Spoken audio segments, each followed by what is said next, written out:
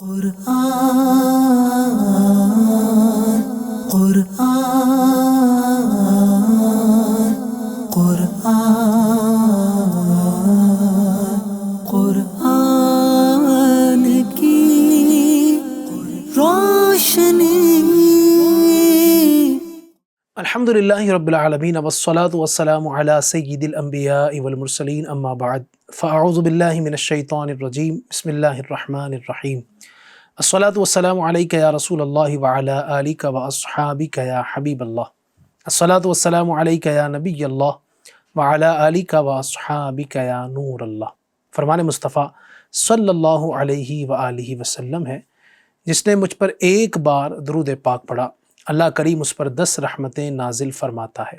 صلو علی الحبیب صلی اللہ تعالی علی محمد وعلی آلہ وصحبہ وبارک وسلم۔ FGN چینل کے ناظرین، پروگرام نور قرآن ہے، اور اس پروگرام میں الحمدللہ ہم قرآن پاک کی کچھ آیتیں آپ کے سامنے تلاوت کرتے ہیں، اس کا ترجمہ اور پھر اس کی تفسیر الحمدللہ آپ کو بیان کرتے ہیں۔ تو آج بھی کریں گے، توجہ کے ساتھ سنیے گا اور برکتیں حاصل کیجیے۔ اعوذ باللہ من الشیطان الرجیم، بسم اللہ الرحمن الرحیم۔ انما یأمرکم بالسوء والفحشاء وان تقولوا علی اللہ ما لا تعلمون۔ ترجمہ کنز الایمان۔ وہ تو تمہیں یہی حکم دے گا بدی اور بے حیائی کا، اور یہ کہ اللہ پر وہ بات جوڑو جس کی تمہیں خبر نہیں۔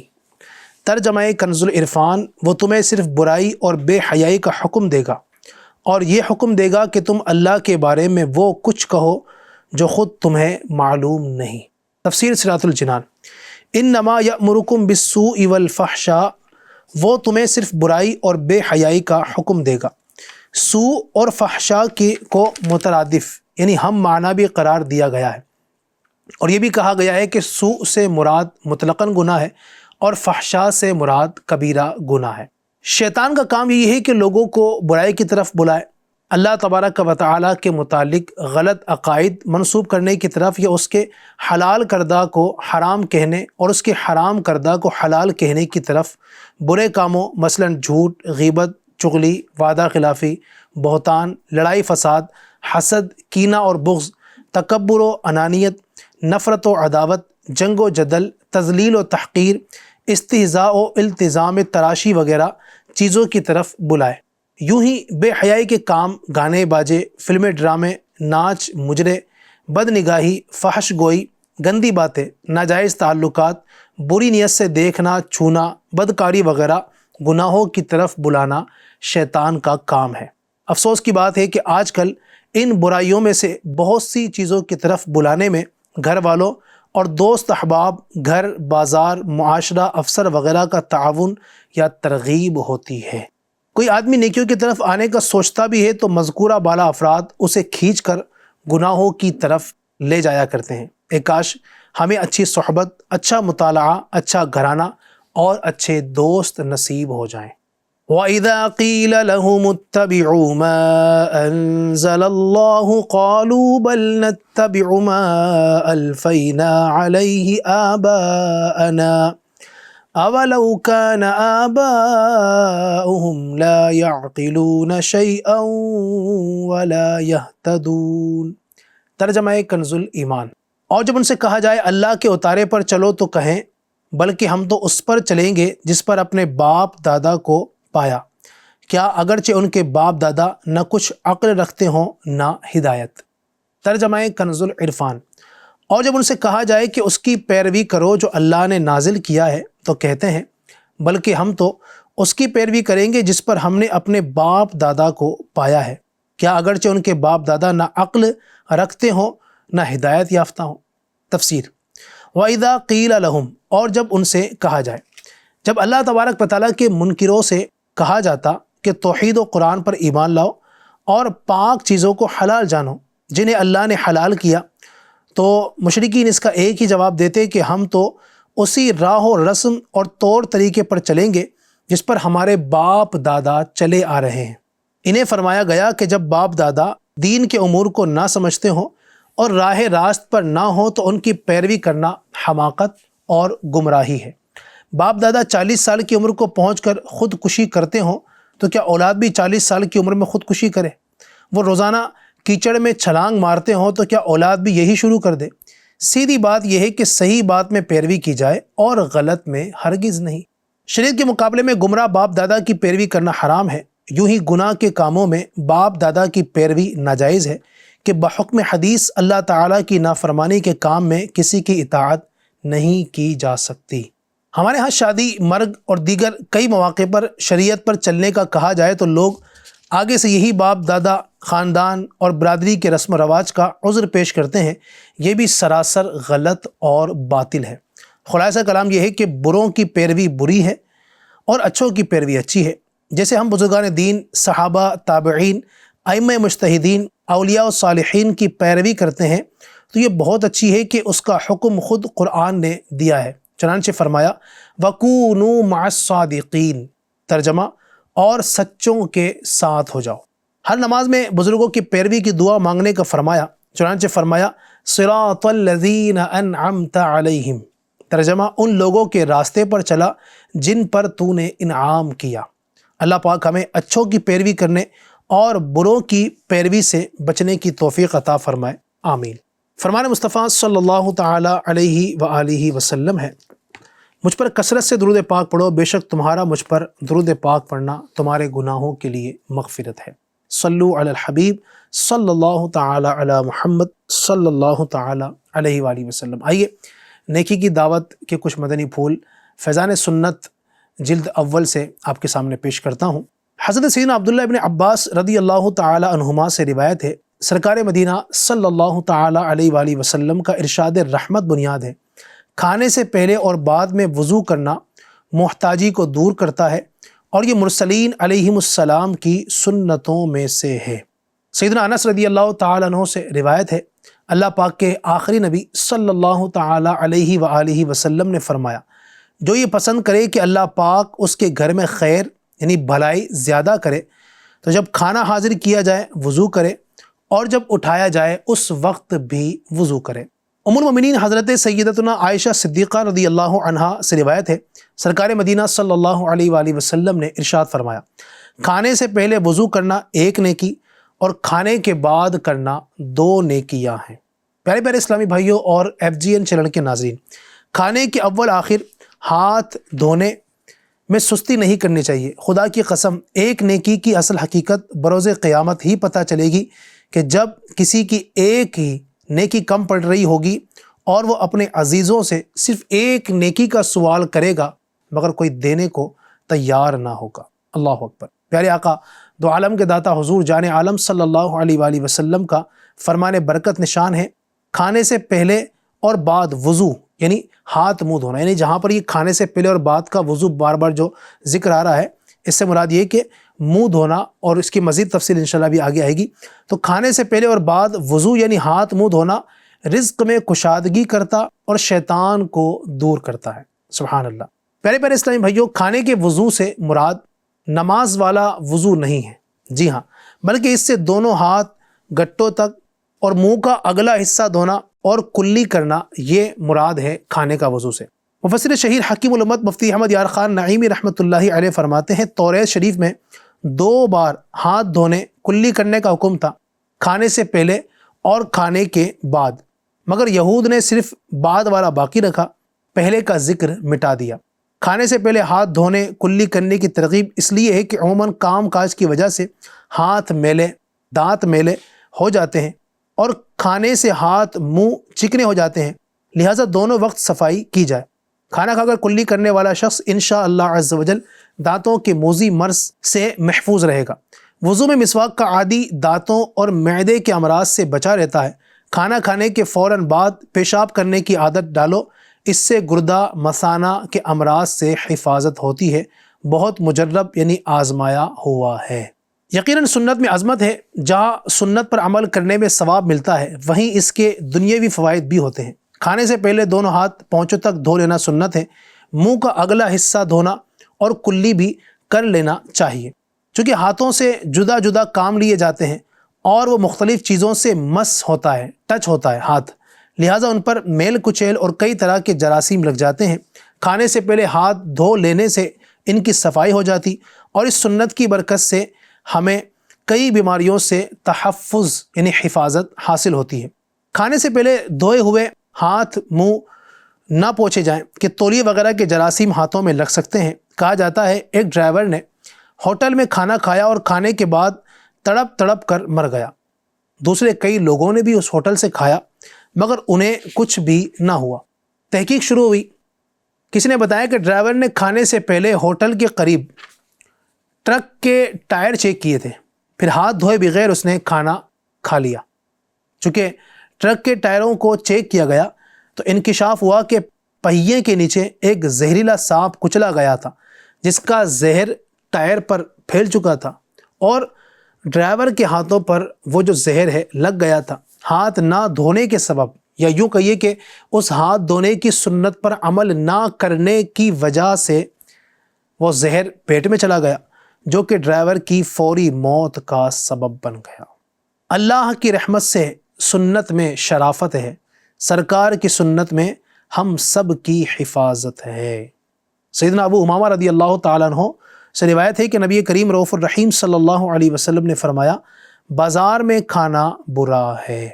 اللہ پاک ہمیں کھانے کی سنتوں پر عمل کی توفیق عطا فرمائے، اچھی اچھی نیتوں کے ساتھ کھائیں گے انشاءاللہ برکتیں ملیں گی۔ سنتوں پر عمل کریں، یعنی جب بھی کھانا کھائیں تو کھانے سے پہلے کی جو سنتیں بیان کی گئی ہے آپ جو ہے ہاتھ کو ضرور دھوئیں۔ بچوں کو بھی عادت ڈلوائیں کہ بچے بھی، کیونکہ بڑوں سے زیادہ بچوں کے بعض اوقات ہاتھ جو ہے نا وہ میلے کچیلے ہو جاتے ہیں، جو کہ بچے کھیل کود رہے ہوتے ہیں، کبھی مٹی میں کھیلتے ہیں، کبھی دیوار پر ہاتھ رکھتا ہے، کبھی جناب والا کوئی چیز اٹھا لی ہے نا، بعض اوقات گندے پانی میں بچوں کا ہاتھ چلا جاتا ہے۔ بچے ہیں، بچے ظاہر ہے ان کو اتنا سب چیزوں کی سمجھ نہیں ہوتی ہے، تو بچوں کے ہاتھ بہت زیادہ ادھر ادھر جاتے ہیں کھیلنے کے اندر دیگر چیزوں میں، تو بہت کچھ میل اس پر لگ جاتا ہے۔ اور عام طور پر یہ مشاہدہ ہے گھروں کے اندر کے بچے بار بار ظاہر ہے وہ چیزیں کھاتے ہیں کچھ نہ کچھ، کبھی بسکٹ کھاتے ہیں، کبھی ٹافی کھاتے ہیں، تو وہ ہاتھ تو دھلے نہیں ہوتے ہیں، تو وہ ایسے ہی کھا رہے ہوتے ہیں اور ساتھ ساتھ جراثیم بھی اندر کو جا رہے ہوتے ہیں۔ تو یوں کہ ہم خود بھی ایک سلسلہ بنائیں اور بچوں کو بار بار اتنا ان کو ٹوکیں بار بار ہاتھ دھونے کے حوالے سے کہ جب بھی وہ کچھ چیز کھانے جائیں نا، وہ اگر کچھ وہ بسکٹ بھی کھانا چاہتے ہیں، کوئی نمکین کھانا چاہتے ہیں، تو اس سے پہلے بھی ان کا ذہن فوراً یہ جائے کہ میرے ابو نے میرے امی نے کہا ہے کہ ہاتھ ضرور دھونا ہے۔ تو یوں انشاءاللہ ہاتھ دھونے کی سنت پر عمل کی برکت سے اللہ نے چاہا تو بیماریاں بھی دور ہوں گی اور ہمیں بہت ساری چیزوں سے انشاءاللہ حفاظت ہوگی۔ اللہ ہمیں سنت پر عمل کرنے کی توفیق عطا فرمائے، آمین بجاہ خاتم النبیین صلی اللہ علیہ وسلم۔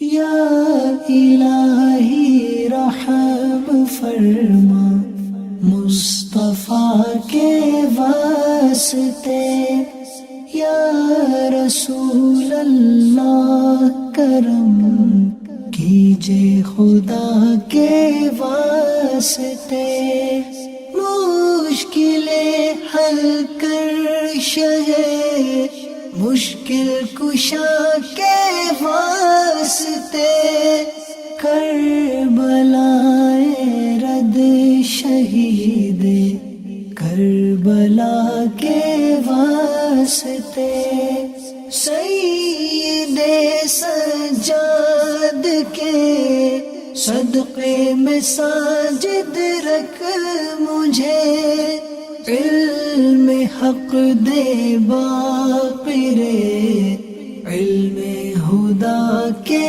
واسطے، صدق صادق کا تصدق صادق الاسلام کر، بے غضب راضی و کاظم اور رضا کے واسطے، بہار معروف و سری معروف دے بے خود سری، جند حق میں گنجلے دے باصفا کے واسطے، بہار شبلی شیر حق دنیا کے کتوں سے بچا، ایک کارک عبد واحد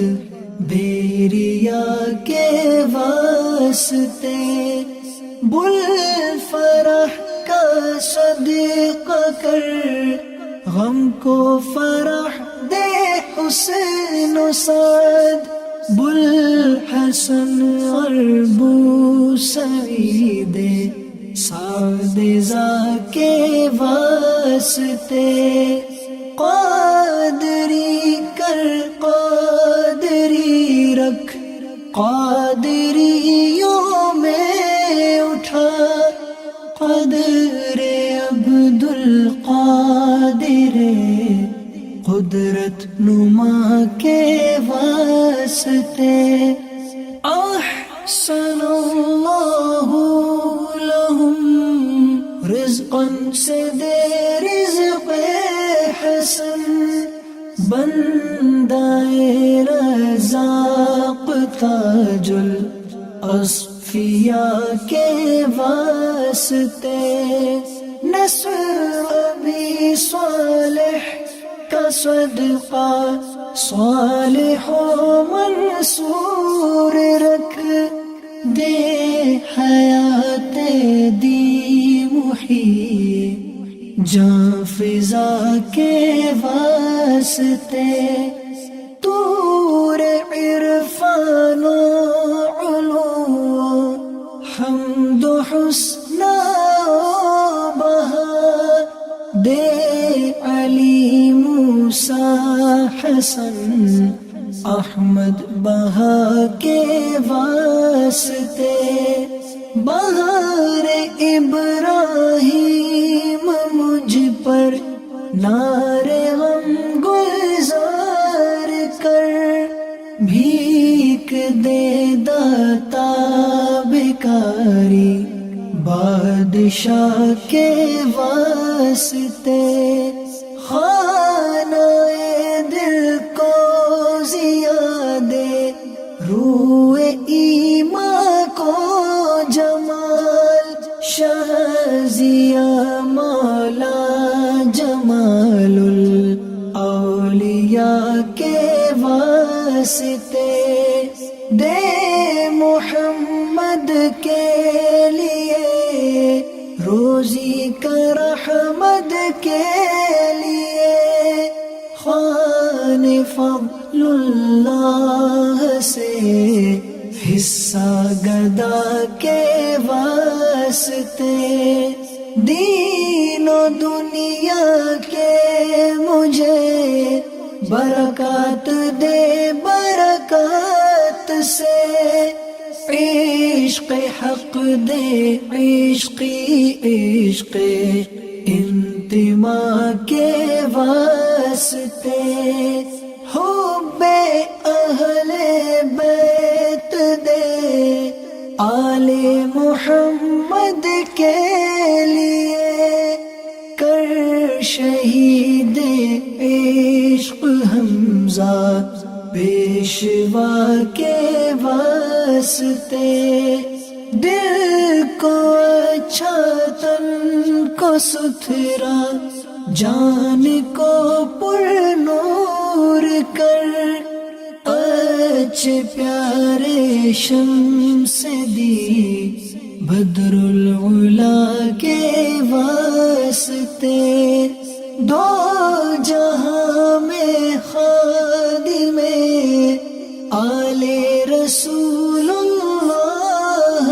کر، حضرت آل رسول مقتدی کے واسطے، کر عطا احمد رضائے احمد مرسل مجھے، میرے مولا حضرت احمد رضا کے واسطے، پرزیا کر میرا چہرہ حشر میں اے کبریا، شاہ ضیاء الدین پیرے باصفا کے واسطے، احینا فی الدین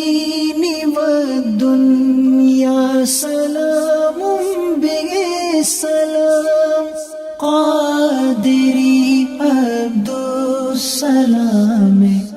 خوش ادا کے واسطے عشق احمد میں عطا کر چشم تر سوزے جگر یا خدا الیاس کو احمد رضا کے واسطے یا خدا عطار کو احمد رضا کے واسطے صدقہ ان آیا کدے چھے عین عز علم و عمل عفو عرفان عافیت اس بے نوا کے واسطے